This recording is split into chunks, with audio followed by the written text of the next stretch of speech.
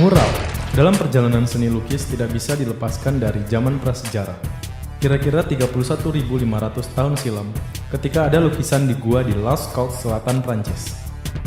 Mural yang dilukis oleh orang-orang zaman prasejarah ini menggunakan cat air yang terbuat dari sari buah limun sebagai medianya. Lukisan mural pada zaman prasejarah ini paling banyak ditemukan di Prancis. Di Prancis ada sekitar 150 tempat mural ditemukan. Kemudian di Spanyol ada 128 tempat, dan di Italia mural ditemukan di 21 tempat. Di negara-negara konflik seperti Irlandia Utara, mural sangat mudah ditemui di sebuah dinding kota. Tercatat sekitar 2.000 mural dihasilkan dari sejak tahun 1970 hingga sekarang, dan dengan demikian, Irlandia Utara lah negara yang sangat produktif menghasilkan mural. Propaganda politik menjadi tema sentral dalam mural tersebut.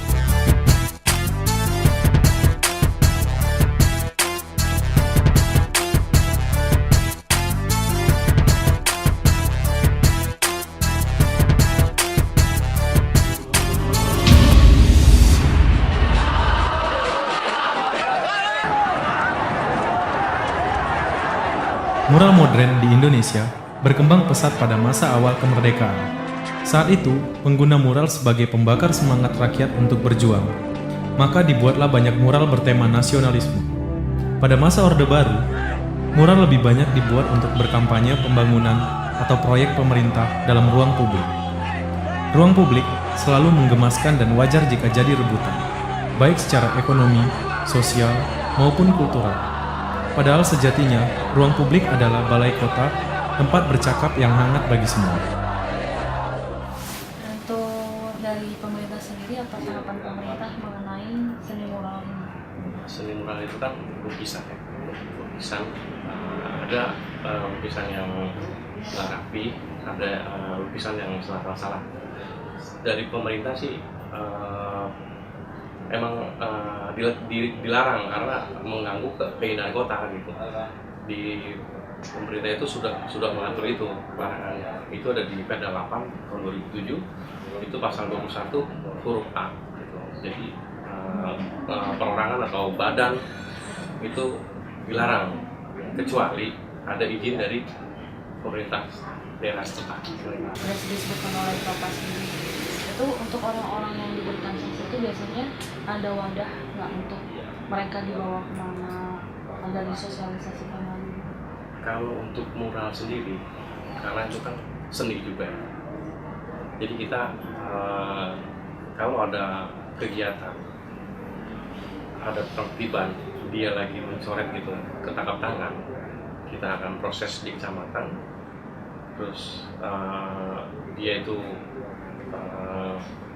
dengan siapa bekerja, individual atau organisasi atau badan, kita data, nanti kita akan serahkan ke tingkat kota. Tindakan selanjutnya tingkat kota yang melaksanakan. Berarti begitu solusi dan sosialisasi dari pihak pemerintah untuk mural? Kita sudah banyak bertindak. Kadang-kadang ada yang lagi mencoret gitu, kita tangkap, kita bina, kita taruh di kecamatan dulu misalnya, terus membuat surat pernyataan, masuk ke taruh ini, hasil dari yang dicoret itu kita langsung tutup, langsung cat kembali, bersih. Jadi emang nggak boleh gitu. Jadi hari itu dicoret-coret, hari itu kita cat. Iya Bang, di mata Abang sebagai penghobi mural, apa sih yang membuat Abang tertarik dengan mural ini?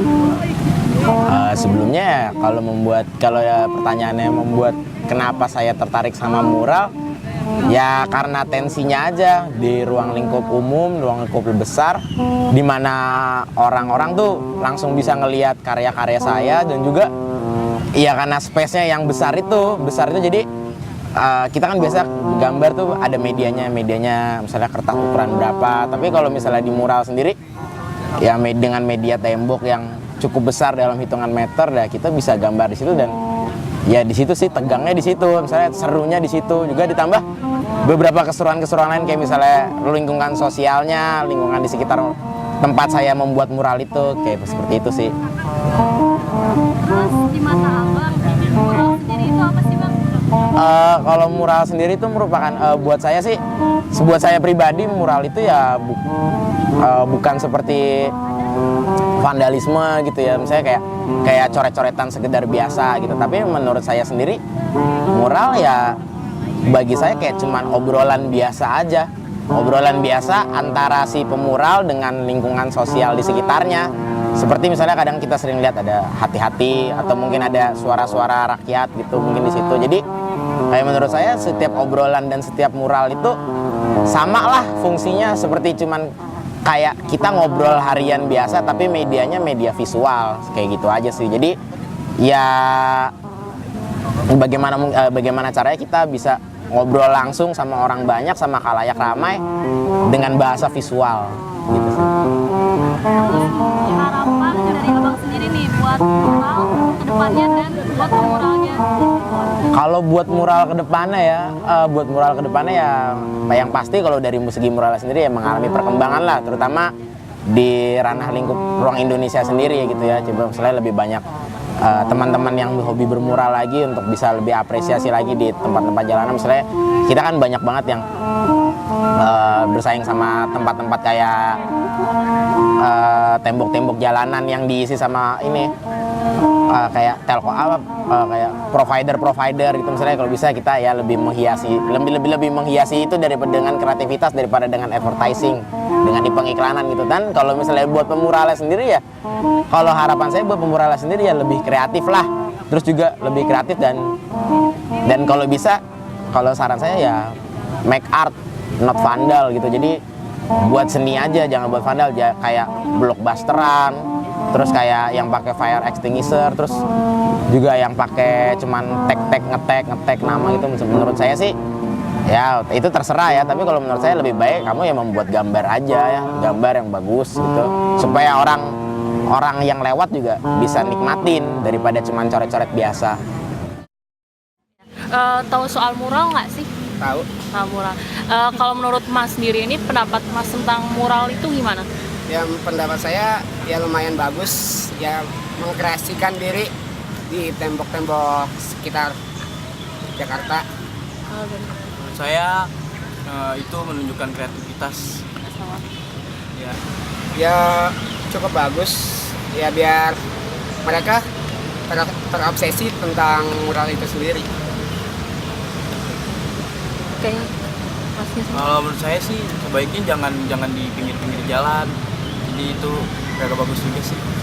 Oh, thank you. Menurut pendapat Anda sendiri, pendapat soal mural itu gimana sih? Menurut pendapat saya, sebenarnya sejauh mural itu tidak berisi tentang sesuatu yang negatif, itu masih bagus sih. Maksudnya bisa untuk menambah keindahan aja, selama apa yang terkandung di dalam situ seperti kata-katanya itu masih sesuatu yang positif. Misalkan kadang ada kan sesuatu yang memberikan semangat atau opini suatu kelompok terhadap suatu masalah, dan asal gambarnya juga masih yang positif. Orang yang bikin mural ini menurut Anda sendiri gimana? Mungkin mereka adalah satu kelompok yang tidak tahu bagaimana atau di mana mereka harus mengekspresikan pendapat mereka atau opini mereka. Seharusnya memang diberikan satu wadah khusus untuk di sini loh kalian harus mengekspresikan kalau memang harus diekspresikan. Tahu soal mural nggak sih? Tahu. Pendapat Adi sendiri soal mural ini gimana? Ya kalau misalnya tentang cukup mengganggu sih, tapi baik juga untuk pesan-pesan, tapi nggak kayak ngotor-ngotorin juga, tuh bisa buat kotor. Kalau dari Adi? Iya sama, tapi kadang kurang bagus juga dilihatnya. Iya. Soalnya kan kayak coret-coret gitu. Iya, bisa buat kotor. Jadi kotor. Ya. Bagusan. Tapi kalau polos misalnya gitu. pengen pesan misalnya nggak juga kayak gitu. Kalau udah tahu soal muralnya nih, dan kalau pendapat kalian soal orang-orang di balik mural ini gimana? Orang-orang Gimana ya? Ya jangan sampai ngotor-ngotor gitu juga. Ya harusnya kalau mau ngotor-ngotorin jangan di situ gitu, di rumah aja udah cukup. Oke, thank you waktunya ya. Menurut tanggapan saya ada sisi positif dan negatifnya juga sih. Mungkin kalau untuk sisi positif, mungkin itu kan bagian dari seni. Kalau untuk bagian negatifnya, kelihatannya kalau tembok dicoret-coret, jadi publik juga ada yang kontroversi, ada yang suka, ada yang enggak. Kalau menurut Mas, orang-orangnya sendiri yang mengerjakan mural itu gimana? Kebanyakan mungkin untuk umur-umur teenager ya, dan ada juga yang udah dewasa juga. Cuma bentuk karya seni ini mulainya dari gambar-gambar coret-coret ke seperti tembok, tapi kalau pola pikirnya udah pada maju daripada yang melakukan ini, biasanya mereka tuh lebih ke tempat-tempat yang sesuai.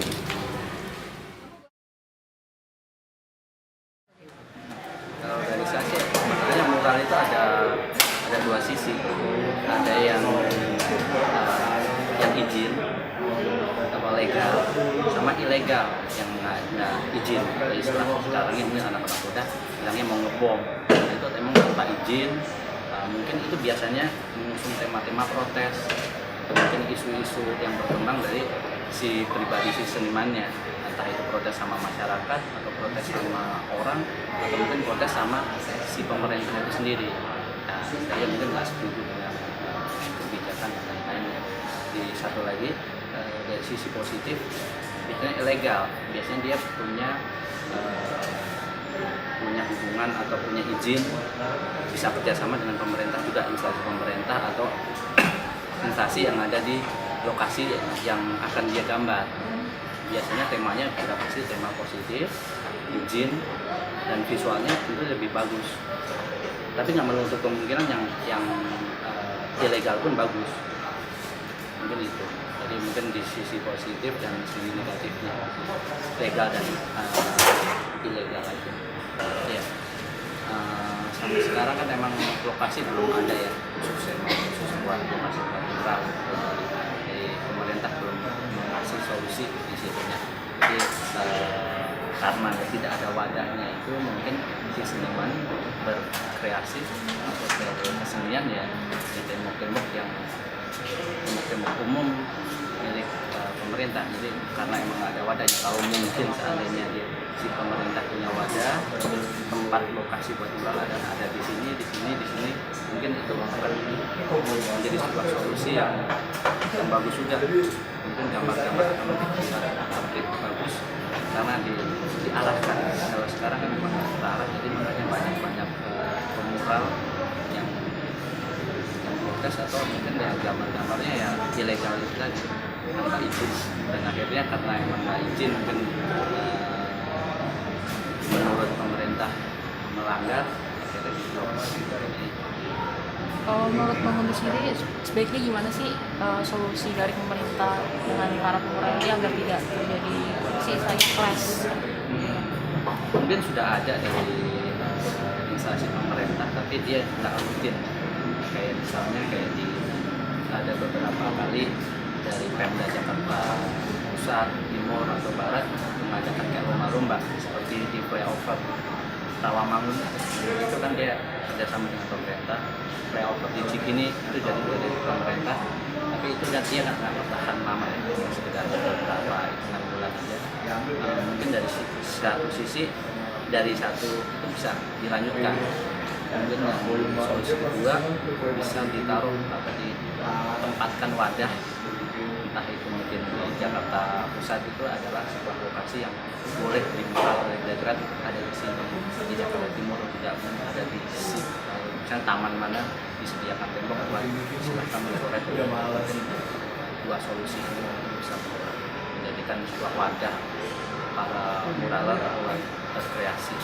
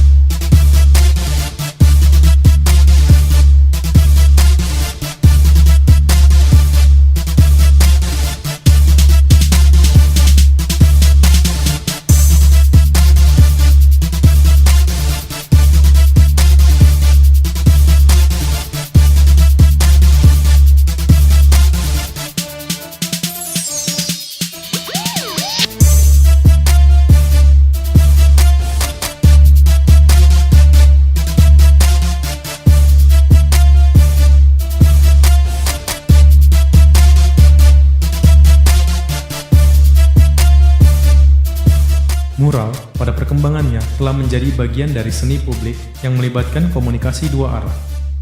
Seniman mural melakukan komunikasi secara visual kepada masyarakat terhadap apa yang ingin dicurahkannya. Sedangkan masyarakat sebagai penikmat dalam praktiknya mampu berinteraksi langsung kepada seniman.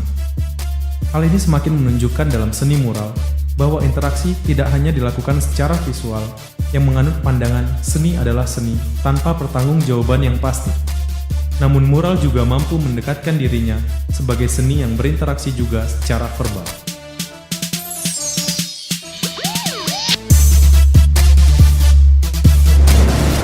Dari Bapak sendiri, pesan-pesan apa aja sih yang biasa Abang sampaikan saat memural itu? Biasanya sih kalau dalam mural kita sering angkat tema-tema, kalau nggak yang sedang angkat gitu isu-isu sosial, politik, budaya yang ada di ruang lingkup. Kita sih lebih ngerespon apa yang terjadi di sekitar saya aja biasanya gitu. Harapan Bang Razik sendiri sebagai pelaku mural untuk mural ke depannya nanti di Jakarta ini? Kalau harapannya sih nggak banyak sih sebenarnya, supaya lebih pemerintah atau semuanya lebih memberikan ruang kepada kita untuk lebih bisa berekspresi di ruang publik gitu aja, menyampaikan ekspresi kita di ruang publik dan itu.